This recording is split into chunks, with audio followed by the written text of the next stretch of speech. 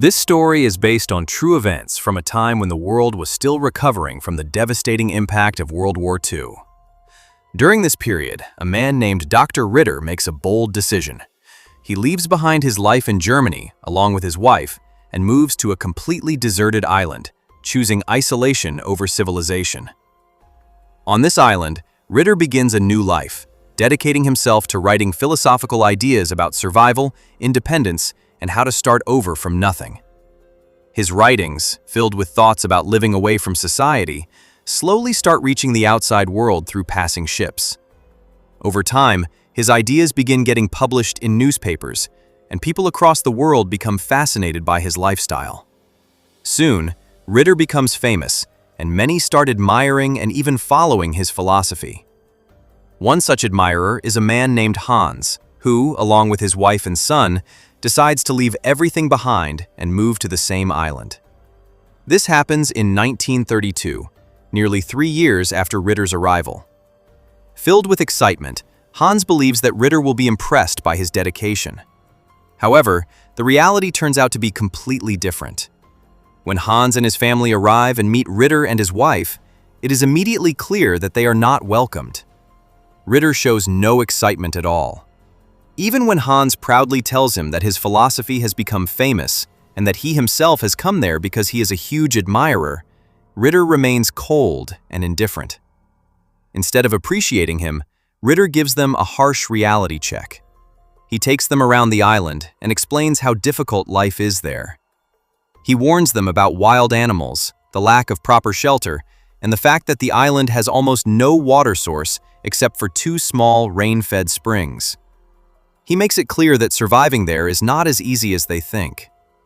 Soon after, Ritter loads their luggage onto his wife's donkey and takes them to a cave located on top of a hill. Without any hesitation, he tells them that they cannot stay in his camp.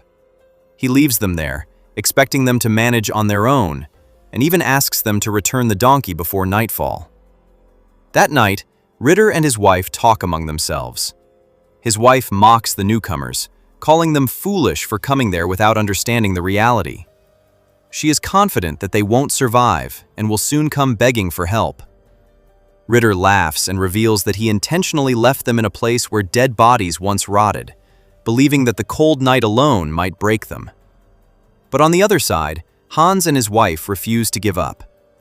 Instead of losing hope, they begin working day and night to turn their situation around.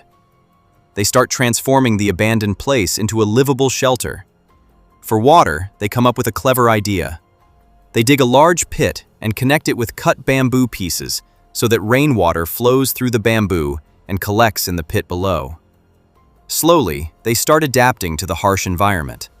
However, Hans's wife, Margaret, struggles the most. She finds it extremely difficult to adjust to this isolated life. The terrifying sounds of wild animals and insects at night keep her awake, and the extreme cold makes it even harder to survive. Breathing itself becomes difficult, and they are forced to light fires just to make the environment bearable. As days pass, a new twist emerges. One day, Margaret reveals to Hans that her periods are 3 months late, meaning she is pregnant. Hans is overjoyed by this news, but Margaret is not. She is deeply worried and does not want to bring a child into such a harsh and dangerous environment. The next day, both couples head into the forest in search of food. Suddenly, they hear a gunshot in the distance. Ritter uses his binoculars and realizes that more people have arrived on the island. This instantly angers him, as he wanted to live in complete isolation. Soon, it is revealed that a woman named Eloise has arrived on the island with her 2 companions and a servant. Unlike the others, they treat the island like a place for enjoyment. They laugh, relax, and behave as if they are on a vacation. When Ritter and his wife return home, they encounter Eloise and her group. Her companions even carry her chair like royalty, emphasizing her arrogant personality. Eloise introduces herself, claiming to be from a royal family, and expresses her desire to meet the famous Dr. Ritter. When Ritter appears, she immediately begins praising him, calling him a man who abandoned the world to build his own kingdom. She proudly says that she has spoken highly of him to important people, even mentioning how he removed all his teeth to avoid infections and fully dedicate himself to his isolated life and philosophy. Ritter listens to her and then calmly asks where they plan to live. Eloise replies that they are planning to camp near the beach. Ritter points out that there is no drinking water there and suggests a better place for them. In the next moment, we see Eloise and her group enjoying themselves, bathing in a pond without any concern. But their carefree behavior doesn't go unnoticed. Hans and Margaret arrive there, furious at what they see, and immediately scold them, demanding that they get out of the water. It is soon revealed that the pond where Eloise and her friends were bathing was not just any pond. It was actually the only water source Hans and Margaret had created with their hard work to store rainwater. Realizing her mistake, Eloise apologizes and says she had no idea about it. She then introduces herself properly and casually announces that from now on, they are all neighbors. She even shares her grand plan of building a luxury resort on the island, a place meant only for millionaires. She introduces Rudolph as the engineer of the project and Robert as her bodyguard. After that, Eloise hands over a few letters. Some are meant for Hans, and others she asks him to deliver to Dr. Ritter. When Hans gives the letters to Ritter, he notices that they have already been opened. This immediately angers him. He questions why Eloise didn't give the letters directly to him instead of using Hans. The situation turns insulting for Hans, and he feels humiliated. Frustrated, Hans goes back to Eloise and confronts her. He asks why she involved him unnecessarily and whether she was trying to create conflict between them. Eloise cleverly shifts the blame and claims that Ritter had already tried to create problems by revealing their water source, which led to the earlier misunderstanding. Hearing this, Hans falls silent, because deep down, he already knows that Ritter has been troubling them from the beginning. Days pass, and Hans and Margaret continue building their home using stones, slowly creating a life with their own hands. Meanwhile, Eloise and her group arrive near their house and announce that they will now camp there, as it is too hot near the beach. She assures them that they won't disturb them and promises that once their resort is ready, they will leave.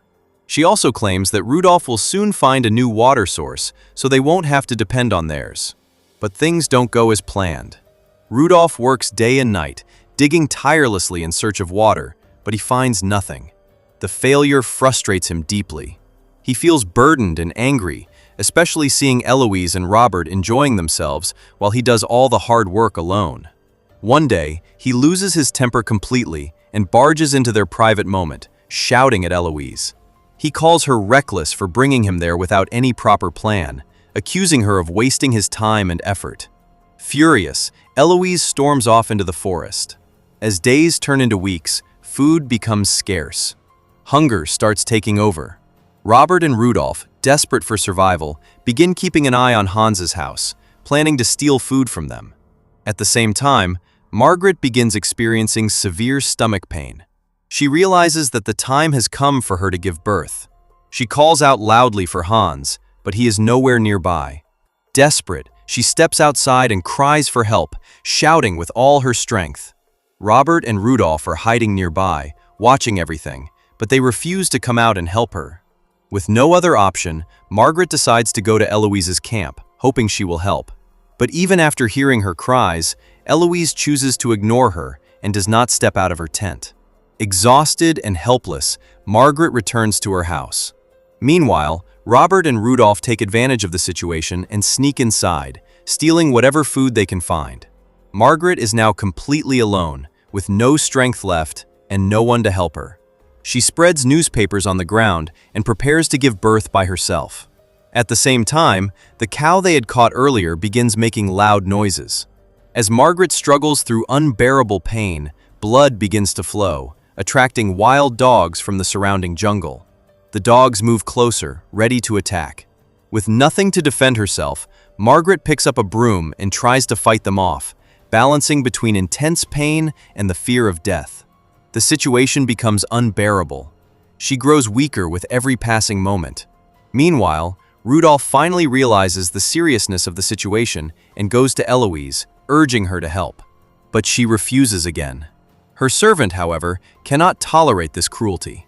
He angrily confronts her and decides that he cannot abandon someone in such a critical condition. He chooses to go and help Margaret himself. Back at the house, Margaret gives birth to the baby, but the danger is not over. The wild dogs are still circling, trying to attack. Just in time, Hans and his son arrive and manage to drive the dogs away. Hans rushes to Margaret and sees that while the baby is safe, Margaret is in a critical condition. She has fainted and is not regaining consciousness. Panicked, Hans runs to Dr. Ritter, begging for help. But Ritter coldly refuses to assist him. Hans is completely shattered.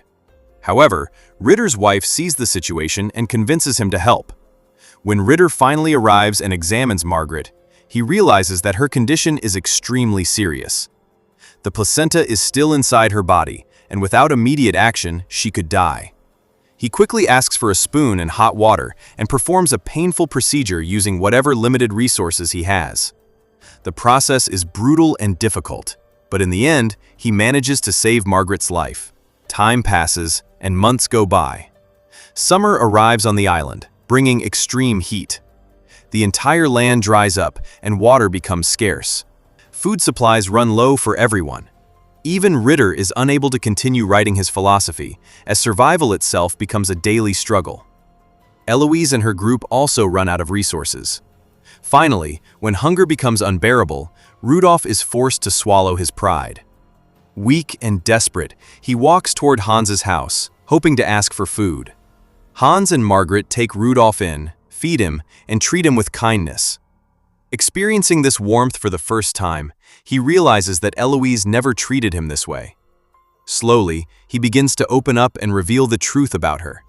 He tells them that Eloise is not from any royal family at all. She is just an ordinary and poor girl who has built an artificial identity for herself. Her way of speaking, her style, her knowledge, everything is borrowed from books. Even the clothes she wears are not truly hers. She had always imagined herself as a princess, and eventually started living that fantasy in reality. He further reveals that her parents had abandoned her, and she later worked as a dancer in a club in Paris. That is where she met Robert and Rudolph. She used to read Dr. Ritter's philosophies, and it was through those writings that she discovered this island. Using the idea of building a resort as an excuse, she brought Rudolph here, but in reality, she had no proper plan at all. The story then takes a turn when a famous Hollywood director arrives on the island with his entire team. They bring along a large amount of food supplies, which instantly becomes a big relief for everyone living there. The director is also a great admirer of Dr. Ritter and has come specifically to meet him. When Eloise hears about the director's arrival, she becomes extremely excited. She believes this is her opportunity to finally escape her struggles and fulfill her dreams. She gets dressed up and goes to meet him, hoping to impress him with her charm. However, the director does not show much interest in her, which clearly bothers her. That night, the director organizes a party in honor of Dr. Ritter. During the gathering, he praises Ritter for his philosophies and admires his courage for choosing such a difficult life on a deserted island. He also appreciates Margaret for giving birth to the first child on the island. After the celebration ends, everyone prepares to leave. Eloise soon realizes something shocking. The director and his team had not come to make any film. They were only there for a brief visit and would be leaving the very next morning. Time is running out for her, and in desperation, she approaches the director again, trying to impress him one last time. This time, the director sees through her act. He bluntly tells her that he has no interest in her and laughs at her attempts. He exposes her truth, saying that she is clearly not from any royal family and is only pretending. He points out that her behavior does not match that of someone from royalty and makes it clear that he will not be her escape from the island. Hearing this, Eloise is completely shattered. She still hopes that she can at least leave the island on the director's ship and escape the harsh life she is living. But the next morning, when she wakes up, she discovers that the ship has already left without her. This breaks her completely, and for the first time, things do not go her way. She falls into deep despair. Meanwhile, Dr. Ritter wakes up and discovers that all the supplies given by the director have been stolen. He immediately suspects Eloise and becomes furious. He confronts her and demands that she return the stolen food. His anger reaches a point where he tells his wife that they must choose between living peacefully or continuing to tolerate Eloise's actions. Filled with rage, Ritter and his wife arm themselves with rifles and march toward Eloise's camp. They demand their supplies back, but Eloise refuses. The situation quickly escalates as both sides point guns at each other. It feels like a deadly confrontation is about to happen. Just before things turn violent, Margaret arrives and stops them. She calms everyone down and tells them to return to their homes, preventing a disaster. Back at his place, Ritter is consumed by anger and frustration. He is no longer able to focus on his philosophy or writing. In a fit of rage, he destroys his typewriter and declares that he will no longer starve. He decides to go hunting for food, even though he and his wife have always been vegetarians. His desperation for survival has now changed him completely. On the other side, Rudolf once again goes to Hans's house. Hans treats him kindly and offers him food without hesitation. While he is eating, Eloise calls out for him from outside. She hands him his clothes and tells him that if he wants to leave, he can go. Rudolf becomes emotional and tells her that if she needs anything before he leaves, she should let him know. Later that night, Hans hears strange noises outside his house. Thinking that thieves have arrived, he grabs his gun and steps out to confront them. But he cannot see anyone clearly in the darkness. In confusion, he fires a shot into the air. Unfortunately, the bullet accidentally hits Dr. Ritter's wife's donkey, killing it, while the real thief manages to escape unnoticed. Disturbed by what happened, Hans returns home and tells Margaret that they should not speak about this incident to anyone. The next morning brings even more trouble. When Dr. Ritter's wife wakes up, she finds that all her chickens have fallen sick, and her donkey has mysteriously disappeared. Suspecting foul play, Ritter and his wife go straight to Hans's house and confront him. But Hans firmly denies everything, saying he knows nothing about the donkey or the chickens. During this tense conversation, they suddenly realize that someone is secretly listening to them from a distance. Now, apart from these two groups, the only other people on the island are Eloise and her companions. Immediately, both sides understand that Eloise must be behind all the chaos. In that moment, their rivalry turns into a temporary alliance, and they decide to take revenge on her together. On their way, they encounter Rudolf. Furious, they threaten him, but under pressure, he reveals the truth. He confesses that it was on Eloise's orders that he made Ritter's donkey disappear. He apologizes sincerely and promises that he will never do anything like that again. All he wants now is to escape this nightmare. Ritter and Hans believe him, and Rudolf joins their side as they head toward Eloise's camp. When they reach the camp, they shout for Eloise to come out. Instead, Robert appears first and immediately attacks them. He overpowers Rudolf and pins him down, ready to stab him brutally. Just in time, Hans jumps in from behind, grabs Robert, and after a fierce struggle, kills him. Moments later, Eloise comes out and begins another act. She claims that Robert used to abuse her and forced her into everything she did. She tries to gain sympathy, hugging Hans and asking him to believe her. She even offers them a deal, saying that now she will make them equal partners in her resort. But Hans and Ritter already know her truth. Without hesitation, Ritter raises his gun and shoots her dead. They don't realize that the sound of the gunshot travels far enough for Margaret to hear it. Meanwhile, Hans and Ritter decide to hide what they've done. They carry the bodies of Robert and Eloise and throw them down a hill into the sea, erasing all evidence. The next day, they call Rudolf to their house and make a plan. Rudolf lies to Margaret, saying that Eloise and Robert have left the island and even left a letter behind. But Margaret doesn't believe it. She knows Eloise would never leave her belongings behind. She also remembers hearing the gunshot that day. Margaret confronts Hans and reveals that she knows the truth. She tells him that both Eloise and Robert are dead and that Ritter is behind it. She warns Hans that Ritter is not his friend. Instead, he has used him, and when the authorities come, Ritter will blame everything on Hans to get him removed from the island and live there alone. At the same time, Ritter's wife is growing more and more frustrated with him. His behavior has changed completely, and she can no longer tolerate it. One day, she finally confronts him and says that she is leaving him. She accuses him of ruining her life, saying that he came to the island to write philosophy, but instead got involved in conflicts and manipulation. Ritter defends himself, blaming the others for their current suffering, saying that their lack of resources is because of them. But his wife has had enough. She storms off in anger. On her way, she meets Margaret, who tells her the shocking truth that Eloise and Robert have been killed by Ritter. Even though she is angry with him, she refuses to believe it and walks away, unable to accept such a reality. Meanwhile, Rudolph is sitting alone near the seashore, completely broken.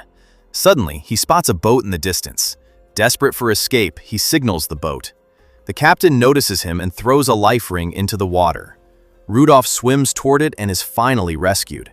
After a long time, he is finally leaving the island, escaping the nightmare he had been trapped in. Ritter sees him leaving, and instead of feeling loss, he becomes excited. A new idea sparks in his mind, and he believes he can now write a powerful philosophy again. He calls his wife and tells her that inspiration has returned. She pretends to be happy and suggests that they celebrate the moment.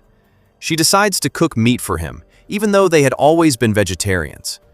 Ritter agrees and returns to his work. But unknown to him, she prepares the meat using one of the sick chickens. When Ritter eats it, his condition rapidly worsens. His body reacts violently, his face turns blue, and his entire body begins to swell. Seeing his condition, his wife panics and calls Hans and Margaret for help. Margaret immediately understands that it is food poisoning. Ritter's condition becomes critical, and he is unable to even speak properly. As his final moments approach, he curses his wife before dying. They bury him on the island, and time passes. Months later, the police finally arrive to investigate everything that has happened. The first person they target is Hans. They reveal a shocking truth that in his letters sent back to Germany, Ritter had already accused Hans of murdering Eloise. During the investigation, even Ritter's wife gives a statement against Hans, turning the situation completely against him. When the police question Margaret, she firmly denies all the allegations against Hans. She clearly states that Hans has done nothing wrong. Instead, she reveals a shocking truth, saying that it was Dr. Ritter who killed Eloise, and Dora is now trying to shift all the blame onto Hans. She goes even further and accuses Dora herself of being responsible for Ritter's death. Margaret explains everything in detail. She tells the police that Ritter did not die naturally but from food poisoning, and that poisoning came from the chicken Dora had fed him. She confidently says that all the chickens she had previously given to Dora were completely healthy. Even now, Dora still has those healthy chickens, while the ones that had fallen sick are missing. This makes it clear that Dora intentionally fed Ritter the spoiled meat. Despite all these claims, the police are unable to find solid evidence against Hans. With no proof to hold him guilty, they decide to release him and allow him and his family to continue living on the island. However, Dora is taken away by the authorities for further questioning. As the story moves forward, we learn what happened afterward. Dora spends the rest of her life in Germany and eventually dies in 1943. Before her death, she writes a book about her experiences on the island. The book becomes very popular, but in it she makes several accusations against Margaret and her family. In response to these claims, Margaret also writes her own book, telling her side of the story. Over time, Hans, Margaret, and their family continue living on the island, adapting fully to that life. Eventually, they even succeed in building a small resort on the island, turning their struggle into something meaningful. That same place later becomes a destination where tourists visit. The story also reveals the fate of Rudolph. After finally escaping the island, his journey does not end well.